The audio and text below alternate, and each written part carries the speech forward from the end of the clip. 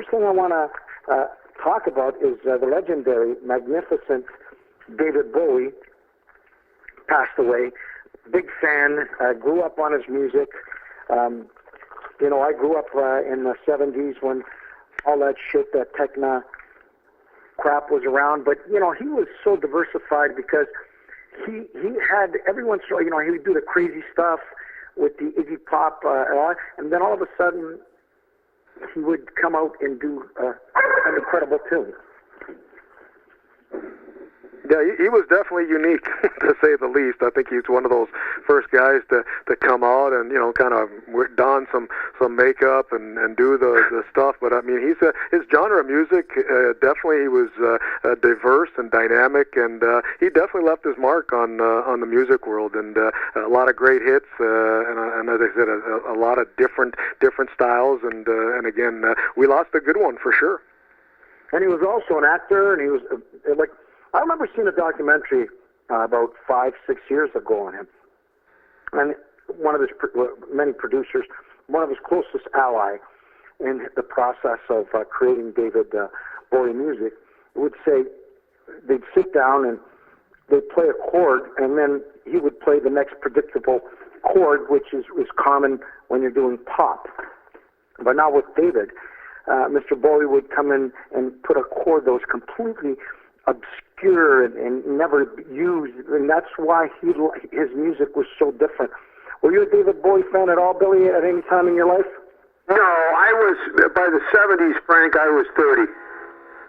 So I wasn't, I just read some stuff about him today and what a great impression he left on that group in the 70s. The young kids, he was inspiring to them because of what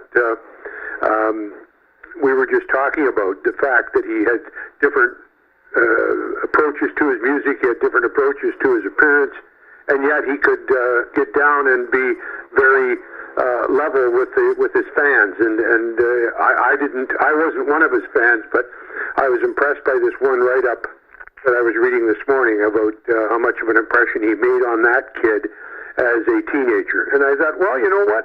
That's a positive impression. Good for him.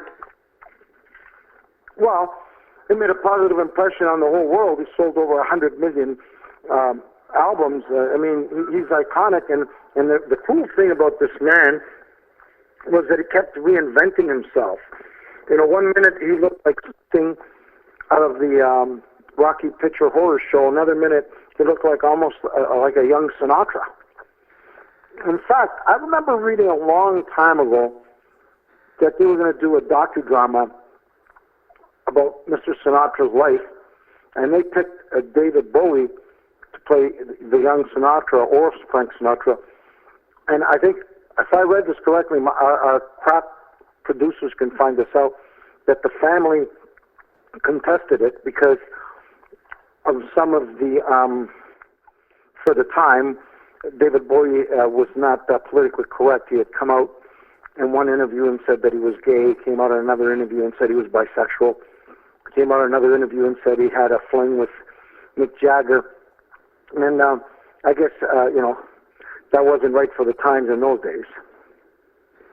But it is what it is. I loved his music. I never concentrated on his personal life or his sexuality. He didn't break any rules. He did what he wanted to do and lived life. Died very young. 69 is very, very, very, very young nowadays.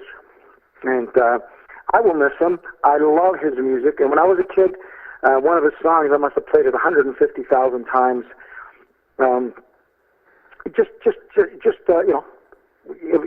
It's weird that this year how many iconic people are leaving the planet.